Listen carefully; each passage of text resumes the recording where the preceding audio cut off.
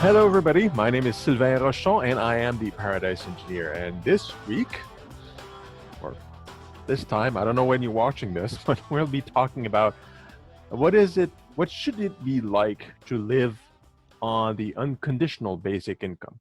I've spoken about this subject many times, a lot of articles and books, and as part of a plan or a strategy to deal with the disruption in the employment market that we're in now. We don't really feel it that much, but that it's upcoming quite seriously, where a lot of people are going to lose their jobs, and because of automation, and in particular because of artificial intelligence and how it is currently replacing lots and lots of paid tasks.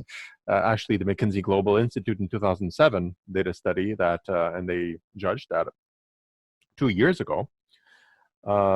Artificial intelligence or automation in general, using the technology from 2 years ago, we're able to replace about 50% of the current paid tasks at the time.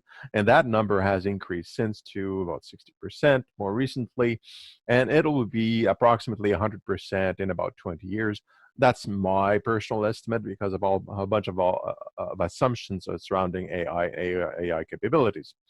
But suffice it to say that we will need to change kind of our economy and how we view things, and how we need to support each other. UBI has always been a pretty simple way to kind of counteract the transition where a lot of people are losing work. And besides, a lot of our social systems are very old ideas and somewhat obsolete, and some people fall through the cracks anyway. So we can reformulate it using basic income. Now, what I want to do with this particular article, and the article is down below, and it's been published. So I want to talk about what does it feel like at different wealth levels, because it's a lot of the pilots that were done in the past since the 70s was done in communities where with individuals that needed financial help. So people that were unemployed, people that were looking for work, that couldn't work for some reason, and were down on their luck, and so on and so on. So it was not unconditional, it was not universal, it was conditioned on certain aspects or certain individuals. So generally, people that were at the lower end of the wealth spectrum or down on their luck, for example.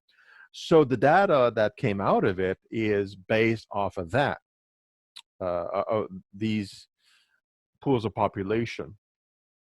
And they're not all the same. They're very different areas, different periods, and so on. So, but there is some information we can pull off of basic income that gives us some insights on how it would work, and how the lives of the poor, the middle class, and the wealthy would changed based on what we know about these pilots, the data collected, as well as what we know about human behavior and how the economy kind of shifts in certain ways. So let's dive into it a bit. I don't want to spend a lot of time, but let's look into it. Now, first, what I'm going to be talking about is a basic income that kind of looks like a true unconditional basic income, to kind of wrap our heads around it, where you have a certain fixed amount of dollars that you receive no matter what, whether you work or not, that kind of deal. And again, the pilots varied a whole lot in their models, but let's use that as a base of comparisons for our assumptions for later, because it's just simple. It's like if you receive X amount, that's it. Like everything else, you can do whatever you want, but there's money in your pocket, and a certain amount for kids, for each child you have that doesn't receive directly him or herself, let's say $1,000 a month, right? So each child, according to some studies, maybe it should be $400 a month for each child, and then it goes to the parents and so on. Anyway, so before we go any further, let's look at the general benefits that were observed in past pilots, in UBI pilots. Well, actually, basic income pilots, they were conditional, so it's not universal, nor were they unconditional. But let's look at them anyway. So there's a lot, and I could have written more, but these are the main ones. So reduce government bureaucracy and or chances for abuse. because everybody gets it. You don't need to apply, so you don't need caseworkers to work on applications and to whether you can receive it or not. This is blanket approach, so less administration costs. Very simple. People will feel more comfortable with their finances. Well, yeah, if you're guaranteed a certain amount every month, you know it's coming no matter what. That helps. So their feeling of security is universal. More economic cash flow. Well, that's the other end of the spectrum. We know from the pilots, if people have money, they'll spend the money, typically on necessities, according to the results of pilots. So rent, bills, volunteer work, even like charities. Some people even give some of them to charities, and food, better, higher quality food. Okay, these are the outcomes. More people tend to go back to school, stay in school longer, and some people decide to stay at home to raise the kids. And that kind of makes sense if you know how much it costs for either babysitting or kindergarten at a young age. Some people, like, you have a part-time job, or you're a mom or father, and you're the one with the second job or secondary job, for example, not the big money maker for the family. You're still working. Well, sometimes your job, your income from your job is less than what it would cost you to pay for kindergarten. But you need to stay in the job market, and because otherwise, if you get off too much, then it's hard to get back in. And maybe you are making, I don't know, net $500 more than what you're paying out for the kids to be looked after, but you're still working a full day. Kind of nuts. So if you had a UBI, then maybe more parents would stay at home because it's just more worth it for them to stay home to raise the kid until he's a certain age, and then you can go back and you don't need to pay those expensive for kindergarten, for example, right? So that's a trend that has happened. We've observed that. Employees demand better work conditions and are more selective with jobs. Yeah, if you have a floor, then you don't go for the first job that's in front of you, because you have something to fire back on. So you're more selective in what you're going to choose as work. And people tend to be more critical of their job environment because they can more easily decide, well, I'm to heck with this, I'm leaving, and I'm going to find another job, because they have a certain floor. And that forces a nice dynamic in the workplace where employers want to retain their employees a bit more, so create better environments for the employees. So that's better for the worker, for the individuals as well, and their mental health. Which brings me to improve mental health. If you have financial safety, you have less stress, and you have less health problems less mental health problems, which can be as simple as just stress, anxiety, and things like that. And that lessens burdens on the healthcare system, and it reduces its costs. Poverty itself, just being poor, reduces cognitive capacity by as much as 13 IQ points, or at least on average, 13 IQ points. So if you're not poor immediately, like at bottom rung, then you get to be more productive because you can think straight. It also improves physical health. In the Manitoba pilot in the 1970s in Dauphin, hospitalizations were reduced by 8.5% on average over the duration of the pilot, which was, I think, 4 years. And this has been seen in other pilots as well, similarly. And it's very logical. If you're in a better mental health state, less stress, you have less stress on your body, less heart attacks, less hospitalizations. And that reduces stress on the healthcare system, which means less cost to the government or the individuals, right? Another one, it increases entrepreneurship and innovation. In some places, in the pilots, it was by as much as 300%. Because again, you got a floor to fall back on. If you have a great idea, you want to start a business, well, you got to choose between work and family and starting a business sometimes, because financially you need money to come in. And if you have a basic income coming in, more people go into entrepreneurship because they got this floor, and that creates more businesses, more ideas, more innovation, more invention, and so on. Increased work happiness. very logical. If you're at work, you got better work conditions and you can choose the work that you prefer doing, you're happier at work. People are just as likely to get a job with a basic income than without. That was directly from the Finnish basic income experiment that ended, I believe, in 2018. And the results came out, and there was not a lot to say except people felt happier, less stressed. And one of the major points of the study is they wanted to see if people would be more incentivized to find work if they had a floor, and they didn't. But on the opposite side, they didn't have less incentive to work. The numbers kind of stayed the same. So having more money, having a floor, doesn't disincentivize people from working. Neither does it improve the amount of people that go to work either. It just creates a healthier society. Great. And crime rates go down. In particular, in the Namibian basic income experiment from 2008 2009, they saw a decrease of a crime rate at a little bit above 40%. In general, it also makes a lot of sense, and we know this from other studies. If people are not poor, well, let's say it this way: poor people tend to circulate in the justice system and encounter law enforcement a lot more. About 80% of people in the justice system, kind of circulating in the system, being processed, are categorized as poor.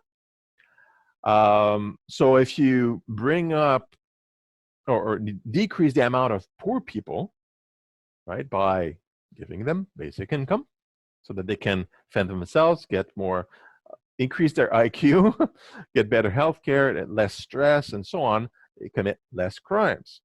And that alleviates a lot of the costs associated with law enforcement and departments of justices and things like that, which have not been studied as far as I could see the exact cost of that, the reduction of that. But if you look at a 40% decrease in crime rates, that's a significant decrease in costs of actual law enforcement by, guess what? Probably near 40%. Okay, that's significant. So, knowing all this, because these are universal, and some numbers are, of course, from some experiments, and they don't represent all the experiments, but it just gives you a sense of where the numbers kind of go and the trends go. If you look at a poor person, if you are a poor person now, categorize yourself as such, and you start receiving a basic income, well, you receive all those benefits directly. And we know this because of past pilots have been essentially studying that group, that wealth group, in its selection of candidates. And this includes the one in Ontario that was canceled last year, a couple of years ago, and the one that was done I think in the 60s in the States, and others. Okay. But let's look at something else. Like you got all these benefits, which are all good, all very positive for the economy, for society, and especially for the recipients. Because now they got a bottom floor, they get innovative, they go to school more, and all this stuff. But one of the major other impacts is that you're basically eliminating homelessness. Because if you have that money guaranteed, a lot of people, those that are sound mind, that are on the streets, can directly afford a place to stay and some better food. So that cleans up the street of a lot of people that are just down on their luck. Those that are mentally ill or heavy drug addicts, like that are on the streets, would need further help.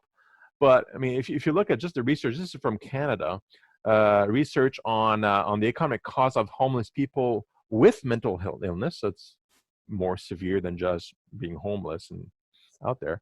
But those candidates cost over $53,000 a year to Canadian taxpayers. This is Canadian dollars, of course, which is super expensive, way more expensive than giving them $1,000 a month, which is $12,000 a year, and them receiving the help of social workers to help them out of the street and into somewhere, perhaps managing money for them so that they can live somewhere and not being on the streets in the cold, and especially the Canadian cold winters.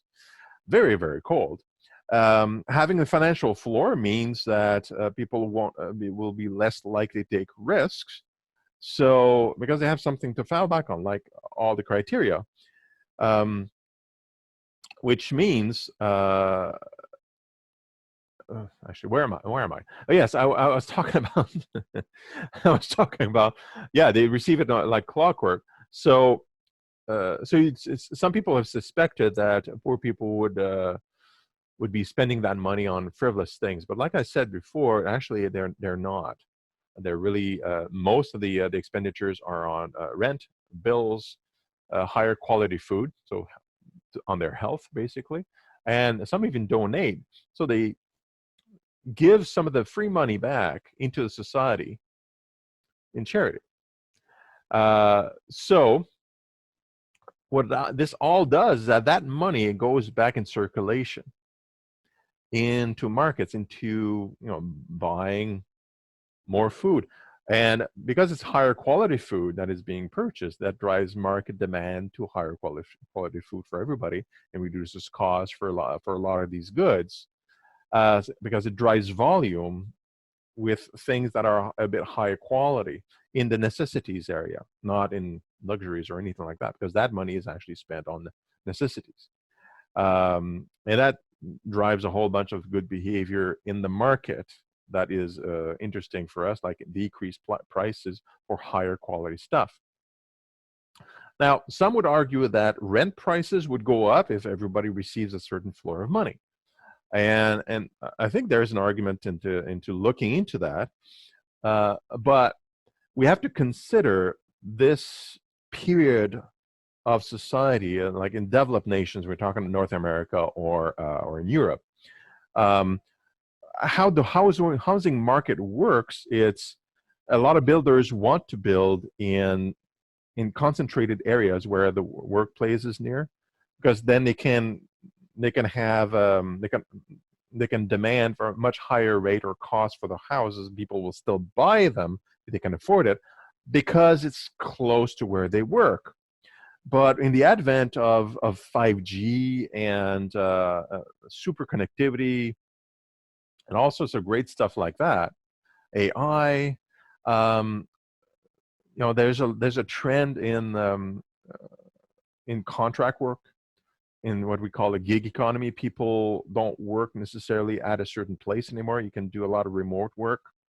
So people don't need, especially moving forward, don't need to stay near a place that they need to work at, like inside the city boundaries, for example. They can actually live outside where it's less expensive. So there was this doctor I was looking at, actually a researcher, Will Wilkinson of the Niskanen Center, that's in the States somewhere. Uh, he says that because he studied this, UBI along with the 5G and all these technologies would change the labor market and where we live, and would actually probably drive prices down. And I mean, there's a linked article about where there's this discussion about all this, but essentially, what would most likely happen is that developers would actually actually develop outside of city boundaries, because there's just so much land within city boundaries to build on, and that would be still satisfy people that have the economic wherewithal or the funds to actually buy into these properties or rent apartments there. But those that, especially the poor, like we're talking about, um, like they can't afford that either, even with $1,000 more. You can't, it's still super expensive. But now they have a floor and they can get a better education. They can still work. They can be part of the gig economy, and they can afford apartments that are outside of town. So these individuals that would normally not necessarily contribute a whole lot in rent, or they're on the street in some cases, in the case of the homeless, they may just rent an apartment outside, and that the gig economy drives a behavior of developing in suburbia and outside of cities a little bit, where there's still internet connectivity and people can still work different jobs as a consultants or as as contract workers from outside city boundaries, where rent is actually much lower. So that we should see what Mr. Wilkinson said is that we should see a shift in the real estate market where it becomes interesting to actually buy or rent outside of city centers, and that drives prices up a little bit outside of town because there's more demand there. Drives the prices down in cities near all the office spaces are, because the population kind of spreads out a bit more. So it should not drive overall the rents up at all. It just have more cash flow flowing into necessities, which typically the highest expenditure is not the UBI being spent on rent. It's UBI spent on other things than rent. So for the poor, like the wealth inefficient portion of the population, UBI is a very transformational program. It really picks them up for wherever they are, which is they're scraping and they're like having a hard life, and it was full of worry and stress, trying to make things work, to where they can actually breathe and make something and drive something, maybe build a business, get a better education, get a better job, without worries of just the day to day, like where am I going to sleep, how am I going to eat, things like that. Now, as far as the middle class is concerned, you get basically the same benefits again that should apply to the middle class, because that really ranges a lot of income. But a middle class typically already have a reasonable job, at least that's the presumption, and they may have some reasonable asset, whether it's a car, house, condo, something that they can fall back on, but it's not much. Typically, the middle class, the North American middle class, don't have any money ahead of us. They're racking up debt like nuts. In particular, in the States, student debt is exponential as an increase, especially for the younger generation that are just graduating, that didn't go to school in the 70s, for example, where it was way cheaper. So UBI is kind of a relief, because then you get to pay again. They would spend on the essentials, in particular bills, because you have all this debt, and they have these assets that they've spent into, or they're actually committed to with the bank. Now they have to pay the rent, and if there's any fluctuation, things like a child appears in the portrait that wasn't expected, they still have to make the payments, and whoops, now they got a problem. Well, UBI would help in all these cases. So you should see a reduction of the stress levels of the general population, and we should see the middle class individuals, because higher education is so expensive, like college, university, or sometimes retraining, it's expenses beyond what normally they would spend. But UBI would be helpful in allowing more people to go to college, university, getting a better education, which makes them, more susceptible to find a better, higher paying job. And just like with the poor, because there's a floor on top of it, they have some assets. People in the middle class would be way more selective in where they work, because they already have a job. They can look at other jobs. They can kind of shift more easily, and that puts pressure on the employers again to provide good conditions, good salaries, and so on and so forth. As far as the rich are concerned, like the top bracket, well, UBI would not be very useful based on its the listed benefits that from the trials, because they already have plenty of money, they got plenty of assets, they're usually owners of businesses. They got backups and backups for whatever they need. It would be nice if they lose their shirt somewhere, and they go poor, they got the bottom rung and they got the basic income to cover them. That's great, but really the benefits from the rich are elsewhere. Because remember, I talked about how all this basic income would be spent on necessities and essentials and bills and all that stuff. Guess who that money goes to? If those are paid more on time and there's more of it, more higher quality food and so on. Well, it goes to the company owners, or at least those that the people that are running things. That actually ends up to the rich in their pockets, to their benefit, to that the economy has a higher cash flow because it flows through the companies, and companies are owned by usually the wealthy. So even though they don't, I mean, receiving $1,000 more a month doesn't matter much to a wealthy person, whom, by the way, would likely be involved due to extra taxation in paying basic income for a lot of the rest of the population that don't have much money to spend in further taxation anyway, even the middle class. The rich would reap the benefits anyway, because all that money that they may have spent in extra taxation to pay for the basic income for others, well, that is spent back in the companies, which they own. so the money comes back into stakeholders, investors, owners, and so on. So the concept of universal basic income is good for everybody at every income level, just in slightly different ways. And it creates those nice streets where people are not homeless anymore. The homeless are taken care of, and they take care of themselves more. And they can get themselves out of the rut because they got a floor. Middle class are comfortable. The streets are cleaner. There's less crime. More educated individuals taking decisions for politicians and economy. Anything you want to think of. There's more charity donations going on. Cheaper mental health. Less people in the justice system and being manipulated by being managed, not manipulated, by the law enforcement agencies. It's a nice place to be. And those of you who wonder about funding it, well, there's a bunch of articles about that.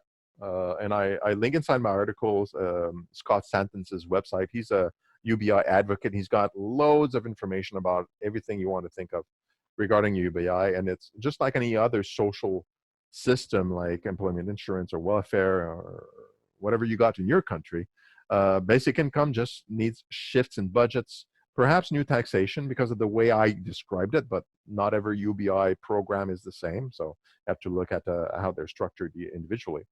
But it's just a question of willingness. And if you look at the cost savings just in the healthcare, justice system, and the cost of poverty on its own, like generally because of what it costs and the causes, not the cost, the cost of poverty and what it implies, and the extra cost that we need to put in just to sustain individuals that are poor, and the adjacent effect of poverty, that pays for basic income almost on its own, as well as, of course, the replacement of the obsolete welfare, employment insurance, and these programs that effectively replaces, right?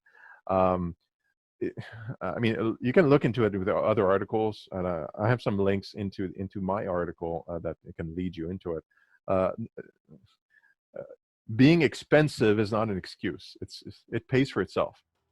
That's the moral of it, and that's where I'm going to leave it to you to do your own research and make up your own mind.